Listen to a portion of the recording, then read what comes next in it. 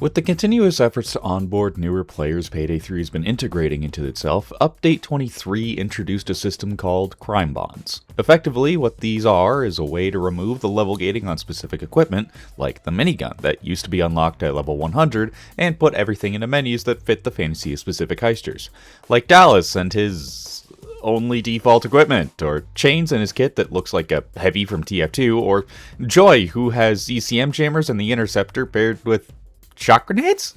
And the Vanguard frame for restoring trauma damage? Needless to say, some of these Crimebonds were certainly done better than others, so I'm here to figure out which of these were done best, and which ones are absolutely terrible at translating the fantasy of their heister in question into reality.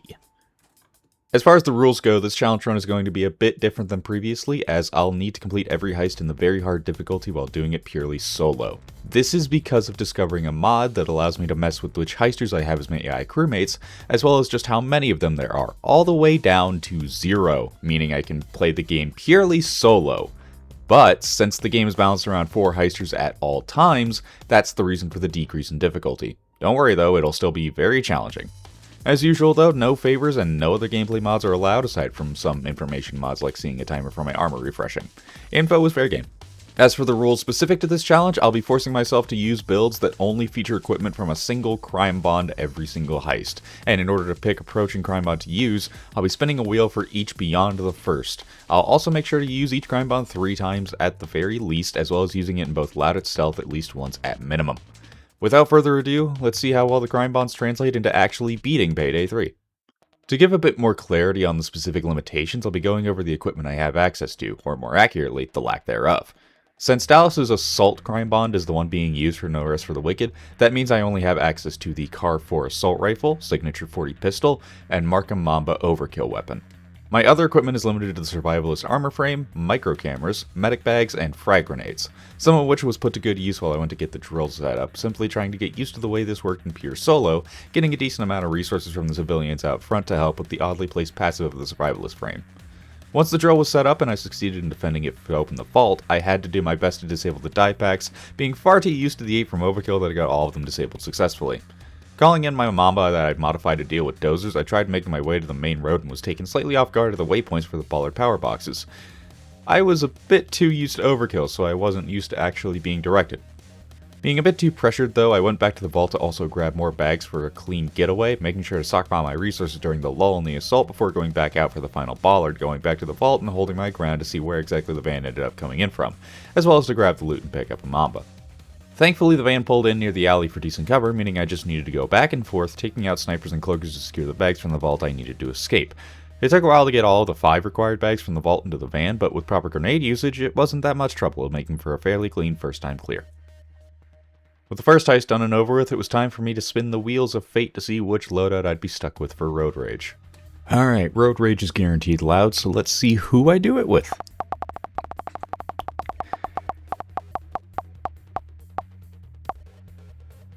Hoxton.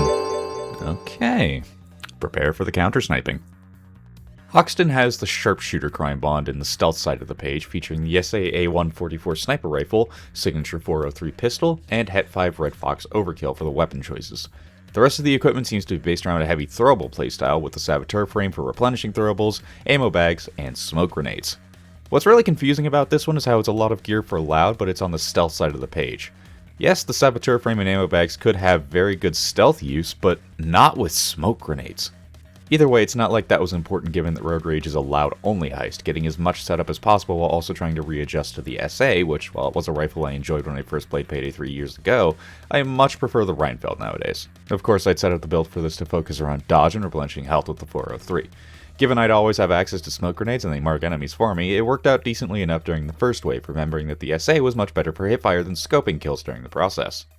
I had a bit of a scare from a cloaker, given I didn't have disengage on this build, but I managed to get the truck to the ramp I needed, even with the damage-allergic 403 pistol, that did help keep me up for at least long enough to get the drill going underneath it. Once inside the truck, I just opened all the lockboxes under a constant smoke screen, as any enemies that tried to get me, save for this dozer that I continuously shot in the foot, would just get poisoned to death while I opened the boxes to find the loot I needed. Only being able to carry one at a time was a bit tedious, but I had a bit more of a scare at the secure point as I was down by a cloaker, which nearly ended the run until he died to the poison effect of a smoke grenade I'd thrown down moments earlier. Besides that heart and mouth moment, the securing process wasn't all that difficult, getting the rare elements into the chopper and booking it out of there for a relatively close first-time clear. With the armor transport done and dusted, next on the list was Dirty Ice, but more importantly, another spin of the wheels. Let's spin the wheel for the approach.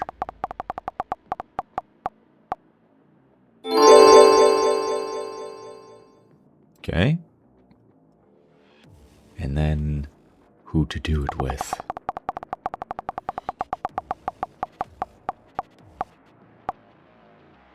Oh, that actually fits really well. Okay. Yeah, I can work with this. Pearl's Crimebond Grifter is one of the emptiest Crimebonds of the lot, only having 5 pieces of equipment in it. It doesn't have a deployable or overkill weapon for her preference, meaning I technically have free spaces there to bring whatever I choose, opting for medic bags in the Interceptor given this was a stealth run. Besides that though, I was stuck with a KU-59 assault rifle, Castigo 44 revolver, motion sensor, 1-plate medtech frame, and throwing knives.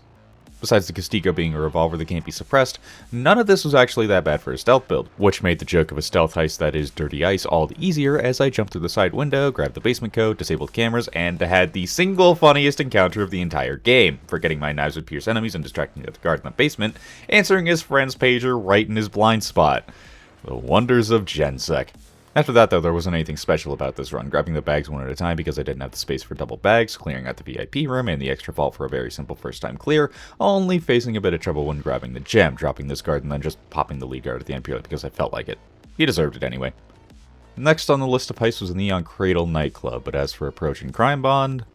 Now for Rock the Cradle. Please be stealth.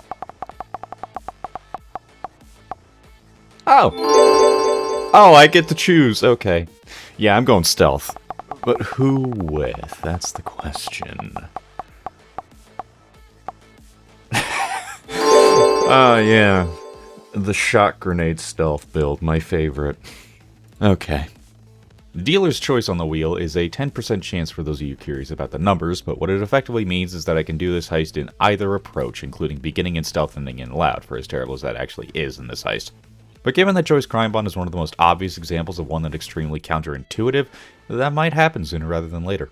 I decided to attempt this heist in stealth regardless, doing it masked from the very start by climbing up this truck that I don't think anyone else knows about, and climbing through the window into the nightclub, sneaking into the vent, and messing with the speakers in just about a minute. While I was doing this, I let my greed start to get the better of me, as despite only being able to carry one bag at a time, I was thinking I'd go for all loot, using some climbing spots that I don't think most people are aware of to sneak around, eventually circling back around the VIP entrance with all the paintings from upstairs, and getting into the basement with them, using the vents to get from room to room as necessary. Grabbing a couple of extra cocaine bags and finding the crypto wallet room, noting the switchbox color before maneuvering around to take out cameras, trying to make things easier on myself.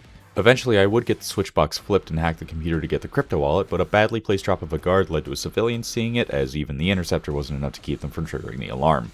I did grab as many of the civilians as I could, even getting the crypto wallet after the alarm had tripped, but the Compact 7 SMG is one that I absolutely dislike, having what feels like even less damage than the Signature 403.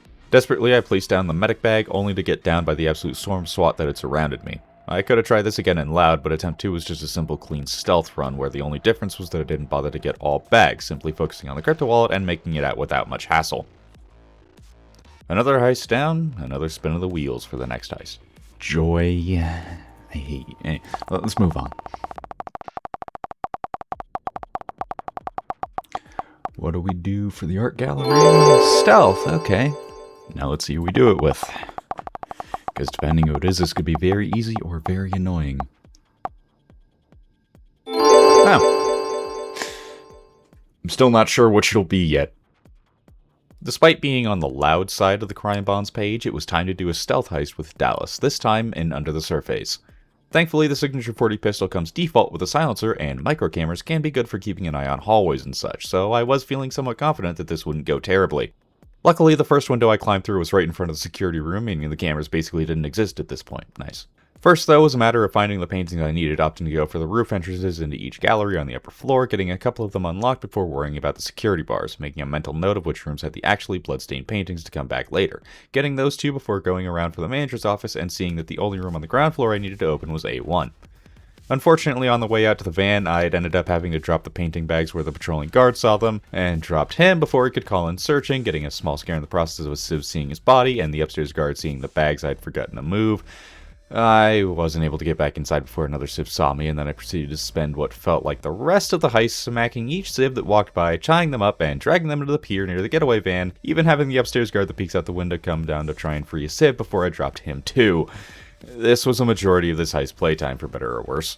At least it wasn't enough to trigger the alarm, as I finally got the first painting as well as the Uma painting, with a rather large crowd watching me secure everything. It was messy, but I still got away on the first time of asking. I better not get any more Civ handling like that. That took forever. So what am I doing with Golden Shark? Stealth again. Okay. Who with, though? That's the real question. With the turret bill. Okay. Alright. Next on the list is one of the better heists of the launch roster, but with Wolf's Crimebond, it was certainly going to be interesting for a stealth run. Wolf's Technician Crimebond is one that certainly seems fine on the surface, but almost immediately falls apart with a single-legged sentry turret right in the middle, as sentries inevitably become the center of any build they're deliberately a part of. But that problem shouldn't be apparent in stealth, as that's honestly not too bad given the specialist frame can give me an extra motion sensor and silent flash grenades are handy too.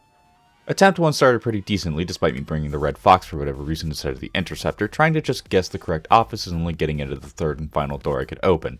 Trying and failing to guess the vault room code as well, I went and did it the slow way, grabbing the blue keycard and starting the server room hack. Nothing of note happened here. The amount of waiting for stealth objectives in this heist is absolutely diabolical. At least it feels like they sped up the side hack objective. Once I got the code and entered the vault room, I masked up and took down the camera guard and patrolling guard, but now I needed to be extra careful finding the colored switches. I took a small extra trip to the roof for whatever reason, finding the singular guard that's up here for whatever reason, and being saddened at the inability to run along the bank roof's edge.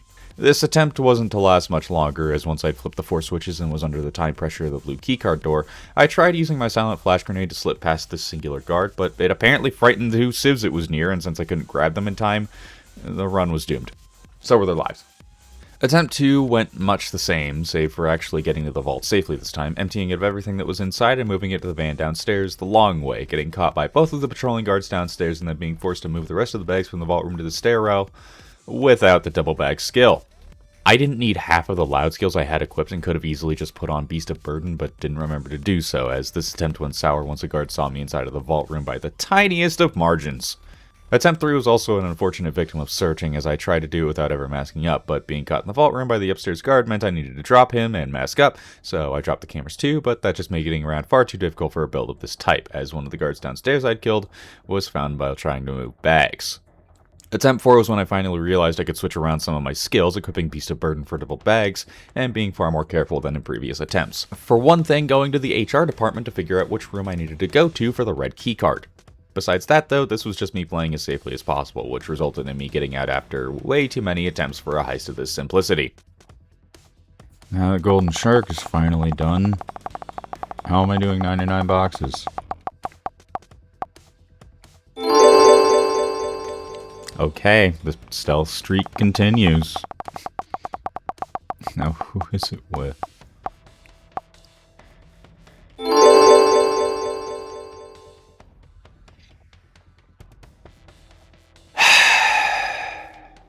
If nothing else, at least I didn't need to change my build here, sticking with Wolf's Crimebond for a stealth run of 99 boxes. I was starting to think the wheel I was using was weighted, but it wouldn't remain that way for long. For now, though, I ended up getting one of the new spawns for this heist, starting inside the storage yard and working on disabling the power boxes, and getting a fingerprint from one of the guard booths, while some very nice use of the mid-air mantling that makes this heist infinitely more enjoyable. Fingerprints obtained now, I made my way into the warehouse to find the loot I was after, grabbing an extra bag of cash before going on a QR code hunt. Finding one for one of the containers inside the warehouse and quickly securing the tech, going back for the second, using some very particular running noises to distract this guard for long enough to get his QR code, being unable to find another phone just lying around, unfortunately. I grabbed the tech for the second time and started booking it, fortunately being mostly clear aside from the guard that saw me on the way back, needing to drop him before I could secure the tech and answering his radio directly in the line of sight of a camera, triggering the alarm. I had technically beaten the heist, but I decided to reset anyway so it could be an official stealth clear with attempt 2 starting the more normal way, but I ended up getting caught trying to move the bag from the yard to the truck, prompting a reset.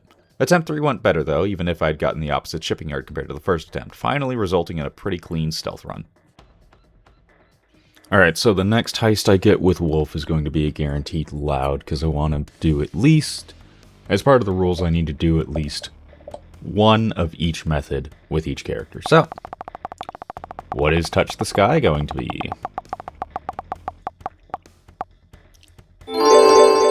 Ah, now is when I get a loud heist. Okay, finally. And it is with Pearl. Alright, adrenaline time, maybe. Back to Pearl's Crimebond. For better or worse, is one of the Crimebonds with the least amount of fixed equipment. That meant I could also bring a different overkill weapon, this time being the Red Fox, considering I was going for a loud clear this time.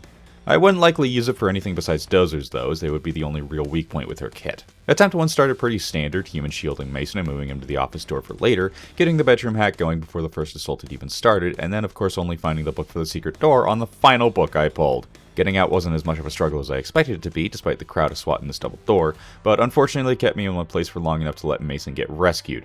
At least I was able to get the thermite, narrowly avoiding an ended attempt via cloaker. Now more and more appreciating the power of the Castigo revolver, reliably one-tapping swats and filling the heat meter on multiple occasions. Unfortunately I was caught off guard by a nader stun to cloaker combo, and without any counter to cloakers that was the end of attempt 1. Attempt 2 went pretty similarly, this time keeping Mason inside of the bedroom with me as I fended off the first assault, getting a thermite to burn into the cigar room and dragging Mason to his office, but my aim deserted me as I was down by another cloaker. With attempt 3 and beyond, I'd make a bit of a habit to switch over to the KU AR to deal with cloakers so I wouldn't need to worry about being so painfully precise every single time. That didn't mean much in the end, as once I'd gotten the SSD from the bedroom safe decrypted, a zapper from right outside of my field of view managed to get me and I was down right at the finish line. Attempt 4 was pretty hectic though, as I held out inside Mason's panic room, even managing to down a dozer with the power of the Castigo, and thoroughly enjoying the piercing knives I had on this build thanks to acing Knife Expert. After that though, it was just a simple matter of waiting for Bile to land the chopper on the balcony and make my escape, having a bit of a panic as I dropped my second medic bag just to make sure I didn't die to final charge. I didn't expect Pearl's equipment to work out so well in Loud, as even with the failures I did suffer, they all felt like my fault rather than the game. Aside from that one stun into the cloaker. I did not expect Pearl to work so well in Loud, but anyway, Turbid Station, let's see how it goes. Stealth. With...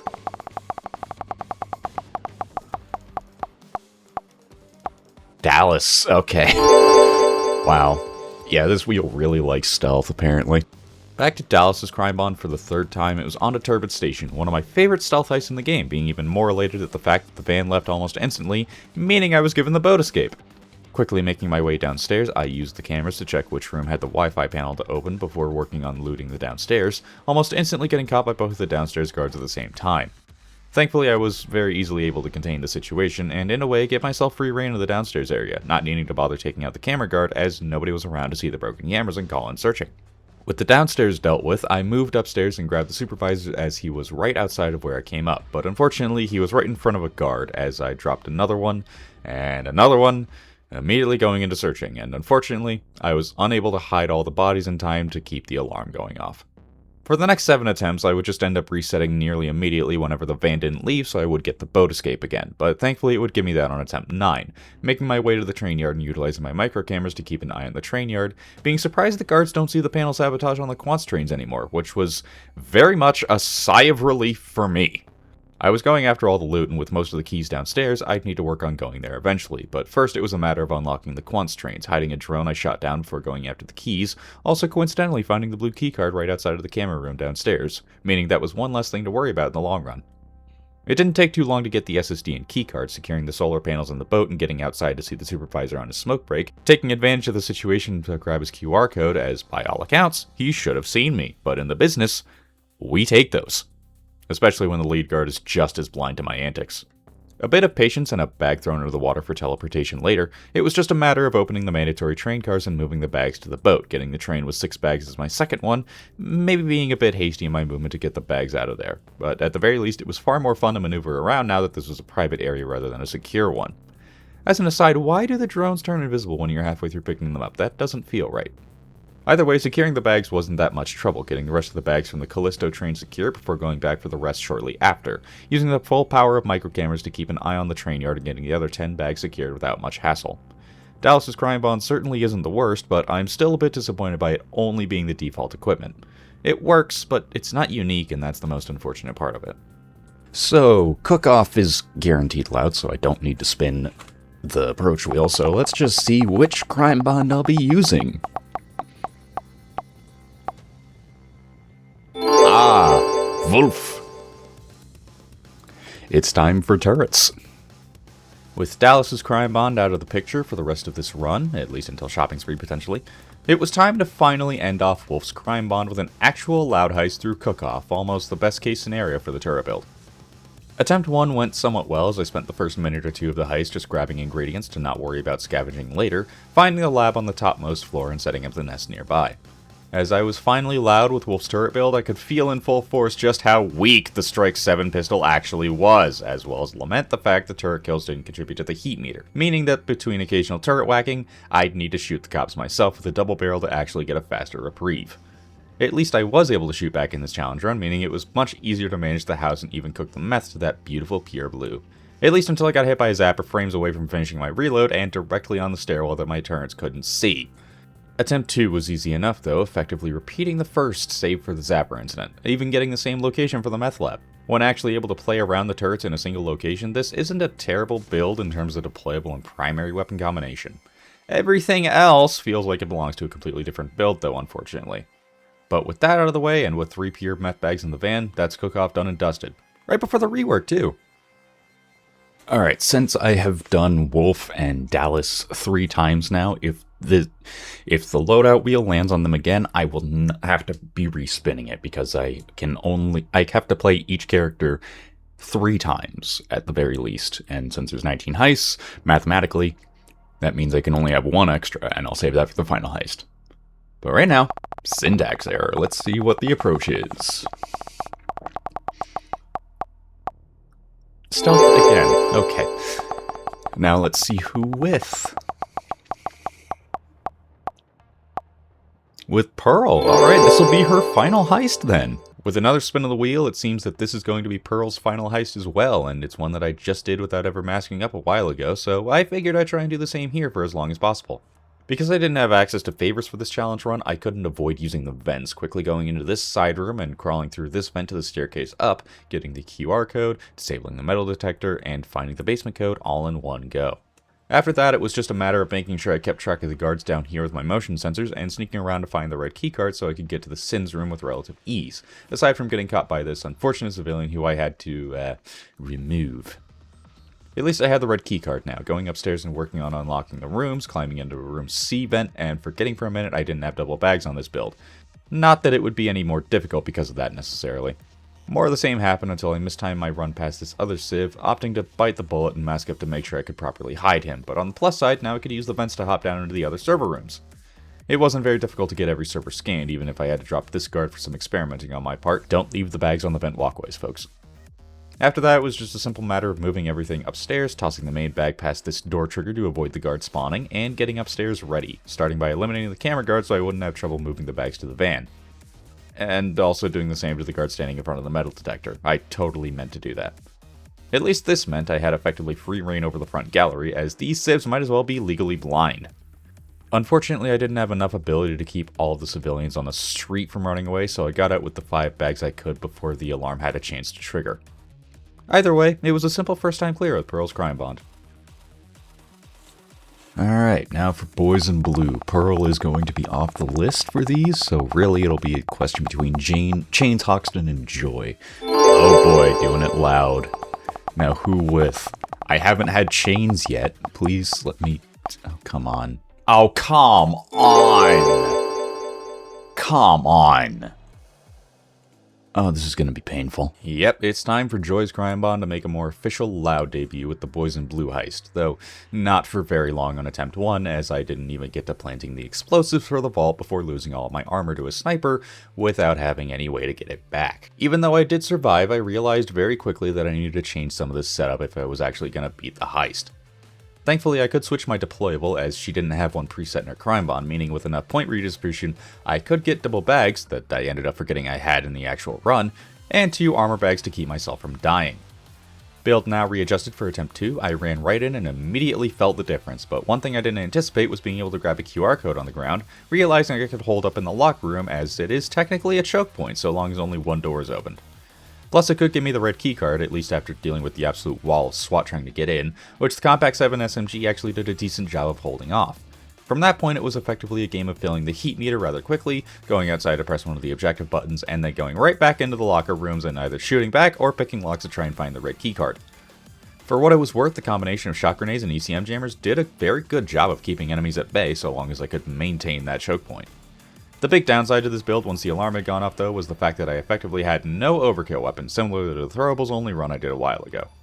Eventually, I would find the red keycard and use it to open the evidence room after a while, really appreciating the ability for ECMs to stun even dozers now, though I would need to put down my first armor bag due to a sniper before I could end up securing everything, once again holding out while waiting for the escape van to lower. Though I was panicking slightly when I saw that the keys weren't left inside the van, meaning I needed to go after the safes upstairs under the pressure of final charge, though thankfully I did end up finding the keys in the second safe I opened, quickly rushing to the van and tossing in all the gold and getting out of there pretty quickly. Maybe with a different SMG and an actual overkill weapon this build would be pretty good for loud, but this worked far better than I anticipated it would. Even if most of it was just filling this hallway with SWAT bodies. Okay. Alright, now for Houston Breakout. How's this gonna go? Am I finally gonna get chains? Oh, do it loud, okay. And now who do I do it with? How many times am I gonna have to respin this because it lands on somebody who's already done 3? Alright, that's one respin.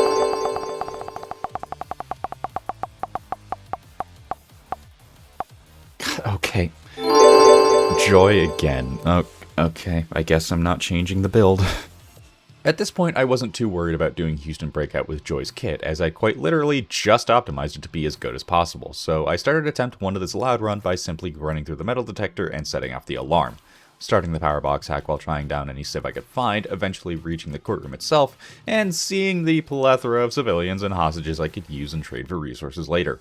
At least this was under the assumption that I could keep myself alive long enough to do so, as I lost my armor fairly quickly, but in this little room of the courthouse I was able to make myself just a bit of a safe hiding spot, placing down my first armor bag and getting everyone traded that I could. I could tell from the very beginning that I'd need as many armor repair kits as I could get. I made my way downstairs once I heard the FBI van was coming in, getting the antenna taken care of as well as grabbing the oxygen and the EMP I'd need to destroy the evidence. So long as I was able to aim it, the SP-11 pistol was extremely helpful with getting one-tap headshots on the SWATs, though I would eventually return to my hiding spot to keep from getting downed. I would eventually get the full drill set up, finally remembering I actually equipped Beast of Burden, and then held out in the same spot while waiting for the drill to free Houston. During the reprieve of the assault, I ran around to gather as much ammo as I could before working on getting the EMP upstairs to the server room, trying to get that place down and ready to go off so I wouldn't have to wait nearly as long once Houston was actually free. Holding up in one of the possible security rooms, I kept myself alive for as long as I could, seeing how close both drills were, and deciding to just use the heat meter as much as I could to simply wait for full length in the assault again before finishing both of the drills, going downstairs and getting the second oxygen tank during the regrouping phase. With both of the drills set back up, I was ready to try holding out again before realizing I'd went down the wrong hallway and hadn't refilled my armor either, but at the very least I was able to use the cover in the server room to fill the heat meter again, getting the EMP set up before going back to free Houston, taking him in the direction of the drillable door. Once he was at the rotunda, I went back over to the server room to set off the EMP, getting to watch Houston have a liftoff as the EMP blew shortly after. All that was left now was to assemble the cage for the escape, doing so quickly enough that I barely even needed the 2 armor repair kits I brought along. This build still wasn't that great, but it's as good as it can get, that's for sure. It's absolutely not a stealth kit go, which is what it's advertised as. How does that happen? I just made this extra wheel so that I wouldn't need to keep spinning the middle one. So, approach for Diamond District now. Let's see. Loud, okay. And because 4 of the 6 characters have been used enough that I cannot use them again for now, it's just between Chains and Hoxton. And finally, I get to play Chains. I get to play his loadout. Took way too long to get here. The last Crimebond to go over, and that's Chains' Enforcer Crimebond. Just by looking at it, you can immediately tell what it's about, as besides the Bison Revolver, everything here is about shooting bullets and taking heavy damage. Besides a free throwable slot, I'll have to use the Blispruta LMG, Sforza Bison Revolver, and M135 Argus minigun, combined with an armor bag, the 4-plate mercenary frame, and unfortunately pretty useless infrasonic mine. I don't even think it stuns enemies anymore. Not that I'd need to try it, as Diamond District is very much a heist of going and grabbing whatever you want, however you want, with my first objective being getting Riley to open this vault for me, unfortunately not finding the gem here before looking around to see where the jewelry scanner was, finding it in the IDE building. Mercifully being able to shoot back at the snipers this time, I ended up finding it pretty quickly, getting a couple bags into the scanner and then being extremely upset at the fact that common SWAT can sabotage it now. Really, what's the point of the sabotage units when regular SWAT can pull a lever? First wave was repelled with almost comedic levels of ease and ragdolling. I grabbed the thermite bag and was confused at a grenade model on the ground, but I got to wit this ring and set up the thermite bag after spending a bit of time looking around for the FBI van and shooting that with a minigun. Honestly, if the setup wasn't so efficient at being a walking tank, I probably would have finished this heist in 10 minutes or so, but I was enjoying my time with the minigun now. Even after securing everything and having Biles swoop in multiple times once I got back to the jewelry scanner, I only stuck around to get every bag I put into the jewelry scanner actually cleaning before heading out. I wasn't in any rush, clearly, managing to hit nearly 4 digits in the kill counter. Okay. Now it's time to see how I do Fear and Greed, and who I do it with, between Chains and Hoxton. Loud? Okay. Now let's see who does it.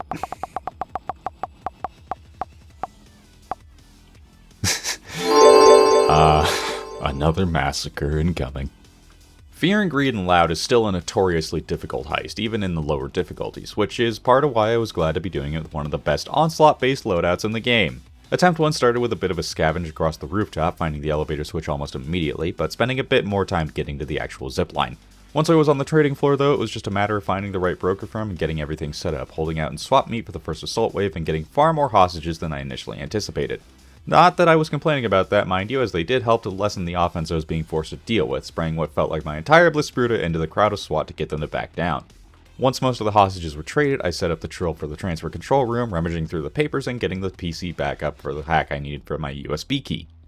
There was a small scare with the cloaker once I was in there, but disengage was on my side, as well as another static grenade model for whatever reason. But with the sheer amount of lead I could spray into the dense spawns of this heist, it was a simple matter of pushing the cops back so I could find the code I needed. And then doing the same twice more, spending more time just killing cops than pushing the objective. Not that I could really do so very quickly while carrying a heavy minigun the whole time, which more than made up for the lack of speed where it mattered.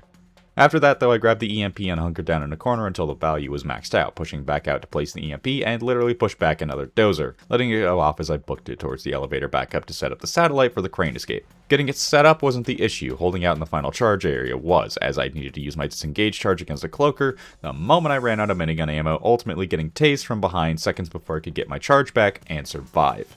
Absolutely heartbreaking. Attempt 2 wasn't much different for the most part, aside from finding the zipline bag on the very first vent I broke open, as well as managing to luck out in terms of the initial trading hack, never needing to sort through the papers. Though I would need to put down my first armor bag to survive moments before pushing the swap back myself, likely meaning with better play I wouldn't have even needed to do that and could have saved the armor bag for later. Aside from that though, this attempt wasn't all that different from the first one, getting all the stocks shorted and heading up to the rooftop and getting everything set up to move the crane and thankfully survive this time. Placing down my second armor bag in a spot for myself to hold out, also trying to use my infrasonic mines to keep the cops from interacting with the sabotage points, but it didn't do anything apparently. These things definitely need a buff of some kind, but with a roof that was bound to collapse with the sheer amount of bodies I left there, Fear and Greed was done with minimal trouble. Only 2 attempts has got to be a record of some kind, right? Alright, now that Chains has gone through Fear and Greed and Diamond District, let's move on to First World Bank. Was the approach gonna be stealth? Between Chains and Hoxton, who's it gonna be? Hoxton. Alright. Finally making good on the advertisement of Hoxton's Crimebond being in the stealth page, he'll be the one to go through First World Bank as I switched off the chain setup and moved over to his build and made sure to slap a silencer on the signature 403 pistol. I wouldn't actually be able to use half of the equipment in Hoxton's Crimebond. Ammo bags and the saboteur frame aren't very helpful when your throwable is only useful for loud. Thanks. Regardless though, First World Bank isn't a difficult heist to stealth, even more so in my case since I wasn't trying to assassinate my own inside man this time, meaning he could help me throughout the whole heist. First things first, I found the vault, grabbed a QR code for the server room later, and worked on getting the metal detector disabled, having one of the most pixel-perfect blind spots possible to flip one of the switches in the process. The others were nowhere near as complex though, being able to flip the rest of the switches with ease and disabling the metal detector, finding the server room to provide the inside man with an alibi, and finding the manager's PC to get a new vault code. With all that out of the way, getting back to the inside man was a simple matter, as well as waiting for him to actually move his way to the vault. Since I didn't need to kill him this time and was able to just proceed into the vault area maskless, I ended up getting a pretty safe laser pattern, sneaking even further back to find the blue keycard, as I then realized I'd need to move back to the front of the vault room to unlock the vault itself. This was only difficult because of a singular guard, who I ended up dropping regardless. Him and the camera guard, one less thing to worry about for the rest of the heist. Not that I'd need to worry about it for more than the trip to the vault, as once I was inside, even without Beast of Burden, it was an extremely simple matter of securing all bags.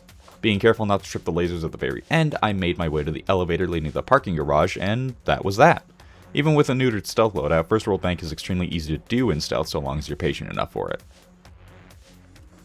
It's time to spin for the final two. I'm going to spin the character one first, because if it lands on chains, then I'm subpoenaing the other wheel and going stealth. No, it landed on Hoxton. Okay, so that means delivery charge is going to be stealth with chains, but party powder with Hoxton, is it stealth or loud? It's loud. Alright. Despite what I've said in previous videos about my opinion on the party powder heist, I still don't think it's that good, especially when you're going loud. But that was the objective now, as attempt 1 started with grabbing one of the QR codes from a dead cop and getting my sniper buff as high as I could before drilling into one of the warehouses. I may have forgotten to switch some of my dodge skills to the loud half as I was down by a sniper inside a smoke cloud in attempt 1, but on attempt 2 I was at least able to get inside one of the warehouses, just clicking on heads amidst a smoke cloud while waiting for the getaway van to return. I wasn't able to keep the warehouse from being opened up, but with the focus being just finding loot, that wasn't too big of an issue until I got to the point where Twitch drove up on the opposite side of the warehouse that I'd put most of my bags at to move them. On attempt 3, I tried starting with the other warehouse, finally using the benefit of marking enemies paired with what felt like a handgun was similar, if not worse damage than the Strike 7, which was already low enough. Somehow, I was able to survive the FBI assault long enough to find the antenna and shoot it down, but I fell down shortly after due to not seeing a sniper that dropped me. Before going back for attempt 4, I remembered to adjust my dodge skill so I would actually get health back whenever I actually dodged, as well as grabbing some extra hostage skills so I could have consumables to use to keep myself alive for longer, and almost immediately after the assault started I could feel the difference, though I still hid out inside one of the QR code locked containers, fending off the cops that I could actually see through my smoke with relative ease, now that I could actually tell dodge was doing something. Once the assault was pushed back and I managed to luckily dodge a sniper shot, the cops that I intimidated earlier were traded for resources, including an extra straggler from the warehouse that I just unlocked. At this point, all I really needed to do was just find some of the white stuff and stay alive for long enough to let Twitch drive back in, which didn't end up taking that long, as I managed to move a few bags during the brief reprieve I bought for myself, still being in some marginal annoyance with only being able to carry one bag at a time, as I desperately ran back to cover once I'd secured what I could. But this attempt wouldn't be much longer anyway, as while I was literally in the middle of typing the codes for the vault, a cloak respawned right next to me amidst the regrouping phase and dropped me. Attempt 5 started with grabbing as many cops as hostages as I could, getting QR codes for the outside containers before eventually tripping the alarm. This was an attempt that was at least able to show off some of the power of marksman rifles in narrow corridors at least, being able to get a plethora of kills with headshots before moving on to one of the warehouses, grabbing what I could and waiting for Twitch once again. There's only so many times I can say that before it stops being entertaining, so I'll try to keep it brief. The halls were littered with bodies, the code was found, and the grate was open for more of the white stuff that was eventually moved to the van so I could work on getting out amidst the cover of smoke. After repeating that a few times, I managed to move enough bags to the van to work on securing enough to leave after doing more click-on-head gameplay, even on an oncoming dozer without my overkill rifle. Even then, what I had managed to find wasn't enough to escape, going back into the warehouse and my placed ammo bag to scramble around and find more of the white stuff. Eventually going back to my hidey container hole before repeating the process once again, this time moving enough to actually escape, thankfully, as I was in final charge now, so I couldn't afford to linger whether I wanted to or not. But with the momentum finally secured, I wasn't going to stick around. The penultimate heist for this challenge, and the final one for Chains' Crimebond, would be the final warehouse heist of Delivery Charge, this time in stealth so that I could see how well his kit goes into that, which isn't very well. Thankfully, stealth doesn't require much beyond good movement and a suppressed weapon, which that I had in spades. Making my way in through the garage, I grabbed a QR code for a van and the red RFID tag, carefully moving around to get more QR codes and see if I could find the paintings to secure them, finding 2 of them in the same room, thankfully. Once I found the whiteboard and saw which transports I actually needed to get into, I opened the safe for the vault code, quickly memorized it, and made my way down to a secure point outside, getting the 2 paintings in there as quickly as I could. Going back in for some cash, I managed to get a good opening to input the vault code, working on securing the bags from an already open van, getting the loot from a counting cage in the vault shortly after, of which there were only 3 total bags inside the vault. That's probably a new low. Not that I particularly disliked that, as I much prefer the hunt for the armored vehicles over just going for the warehouse vault whenever I play this heist. It's much more fun that way. But with the minimum loot secured, now it was just a matter of finding the right armored transports that had the rest of the cash, after finding and disabling cameras for my own safety. Given that I couldn't do anything about cameras otherwise, I deemed it necessary before moving outside to find the last painting, as well as the rest of the transports I needed to open, ironically finding the one transport with only 2 bags once I started the search. After that, the only ones I had left were the vehicles outside, being fairly easy to empty out despite the faraway secure point, and my inability to throw this specific bag over the fence, apparently. After taking the long way around to secure the bags from the final transport, I made my way back around to look for the final painting, getting it in the container right outside the garage, and now with the only bag I had yet to find being inside one of the 2 counting cages, I simply needed to get there and find the last bag before securing everything, which was more of a trial of patience than anything else, waiting for patrols to move and all that. Once that was done though, this heist was as good as done, making my way back around to actually secure the bags I tossed over the fence earlier, before going back around to the van to escape. Overall, it wasn't terrible to stealth with this setup, but I'd certainly like to have other kits if I'm doing a dedicated stealth run. Alright, it's the final one. Time for shopping spree. Let's see how we're doing it. Shopping spree loud with a turret build. Okay. Ending it off with Wolf. Why are there numbers again? Ugh. With the final spins of the wheel for this challenge run out of the way, it was time for shopping spree. Still a heist I enjoyed, despite it very much feeling like it was still on that significantly reduced investment budget. On attempt 1, I ended up getting the Corvo gun store RNG, grabbing some of the 1911s that I really wish were actual weapons we could use in the game. Funnily enough, this was a run where I'd gotten the RNG for just unlocking the store, but without having my sentry nest set up properly, I fell over before I was able to even disable one of the boxes. Attempt 2 had the plasma cutter, which I tried to set up after running around with the musket and stabbing the guards, setting up my sentry nest right where the plasma cutter could be, but with the extremely low damage of the strike handgun, I opted to simply stay next to my turrets and smack them to keep them going, getting more overkill weapons than I really knew what to do with. Once I'd set up the plasma cutter, I moved my nest inside the store before grabbing the musket again, but unfortunately I was down by a cloaker outside of my turret's range, so I couldn't do anything about that. Attempt 3 had the armory lockdown in Corvo again, and while I was able to get more than one power box sabotaged, I was too far away from my turrets to survive. Attempt 4 was a different spot to loot, this time being the Nobleman Galleria, setting up a nest where the thermite burned through the door and I was actually able to take a hostage. But I was unfortunately down again painfully mere moments before the assault wave ended, as I was right outside a cover where I would be able to survive. Attempt 5 wasn't too dissimilar despite taking place inside the Moon U, as with the power box objective causing me to run around the map, I was very much unable to be defended by my turrets, and Wolf's kit has practically no defense whatsoever. I needed to readjust my build, changing around a couple handgun and flash grenade skills, as well as adjusting my armor type to better counter my fragility on attempt 6. That, as well as actually staying near my turrets for the most part. Once I lost my adaptive plate though, I was effectively running a weaker medtech frame. Despite that, I was able to open the shutters to the Moon U, I was able to get a few bags of meth, but eventually had to get to my sentry nest to keep myself from falling over, now having to deal with dozers amidst the crowds of SWAT, which, while I might have been able to deal with them, the same couldn't be said for my turrets, with almost all of them going down during the onslaught, leaving me to fend for myself and, inevitably, fall over. Attempt 7 and 8 I immediately reset because of them not being in the central lobby of the mall, and attempt 9 was burning into the Nobleman Lounge again, but I ended up quitting early on that one to readjust my build a bit more. The one saving grace of Wolf's Crimebond in this moment was that his overkill slot was completely empty, meaning I could bring whatever I wanted. Given that I was losing my armor pretty frequently, it only seemed fitting that I bring the minigun instead of the Red Fox I had in previous attempts. Despite getting the Moose Door again on attempt 10, I ended up holding out much better than before, punching my turrets back to fine health before shooting the Moo Dolls to vent my frustration a bit. Despite getting some good progress on the SSD hack, a cloaker still managed to down me as he phased right through a shield to kick me in the face, as even though I shot him, the strike's pathetic damage failed me yet again.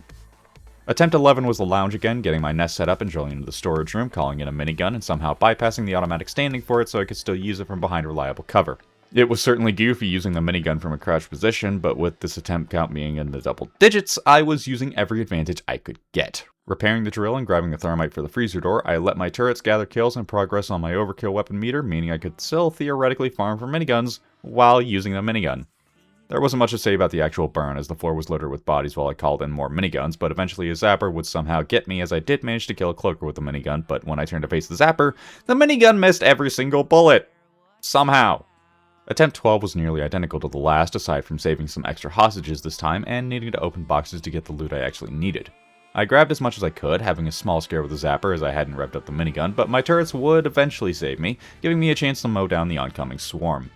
I realized at this point that the winning strategy to this was unfortunately sitting in one place and filling the heat meter as often as I could, thinking I could potentially expedite the process by letting the cops move my loot away, but inevitably I was going to be here for a while. Usually, this is called War of Attrition, but there usually isn't a glorified minigun factory on one side of the battlefield. Every time there was a regroup, I would make my way to the loot cage, put a bag or two in it, then go back to my turrets to fend off the assault. I lost count of how many times I ended up doing this and how many miniguns I called in the process, but the Hall of Bodies should spell enough for how this ended up going. It took a long time, but after almost 2 hours of attempts, I was finally done with this heist, but more importantly, Wolf's backwards Crimebond. Safe to say, this final heist lowered it in my rankings a bit, not that it was particularly high up in the first place. But with Shopping Spree concluded, that was Payday 3, with only the Crimebonds as my loadouts. This was something of a proof of concept to see whether these challenge runs should change to very hard but pure solo instead of just solo mode and overkill with the AI bots, so I'm curious which one you guys prefer. But with that out of the way, here's how I would rank each of the Crimebonds after playing through the entire game with them. In 6th and last place is Hoxton. Is his kit supposed to be a sniper setup, a cloak and dagger setup, a give everyone enough ammo to flood the room with lead setup? It's impossible to tell, and it makes this one extremely painful to play with. It does make me imagine how neat a silent smoke grenade would be for stealth though, as it was open up some more unique opportunities for sneaking around, like a more centralized version of the smoke screen in Diamond District. But as it is now, nothing here works that well together. It doesn't help that snipers aren't great currently either. Number 5 is Wolf's Technician Crimebond. None of this is necessarily bad, but what is here doesn't mix well at all. There's a decent amount of stuff for a run and gun setup, but then it's supposed to be based around sentries? I don't really understand what the vision there was. Also, with the truck stop gear contract, wasn't Wolf's secondary supposed to be the Castillo? I mean, I'm glad it wasn't, otherwise some of the stealth heists I did would have been way more annoying, but on the other hand, I would have much preferred it over the Strike with that absolutely abysmal damage output. This one just suffers from being pulled in 2 different directions at once, really. Number 4 is Joy's Hacker Crimebond. Yeah, I'm surprised she's not dead last too. Everything in her kit is electronics based, but none of it really gels together in actual gameplay, making it all extremely confusing. Especially since her kit is genuinely great for playing in loud while her loadout is advertised for stealth. How does that happen? If anything, Joy should have been the one with the turret build, give the Payday gang their own anti-techie with Joy's kit giving her sentries instead of Wolf. It fits the amount of camping in one spot I did with her kit anyway. Number 3 is Dallas's Assault Crimebond. This one is a bit better than most, but it's dragged down by the fact that it's only the default equipment, save for the mask, just slapped onto a new menu. Why couldn't the default stuff have been moved around a bit, like giving Chains the frag grenades, Wolf the Mamba, and Pearl the Car 4 AR?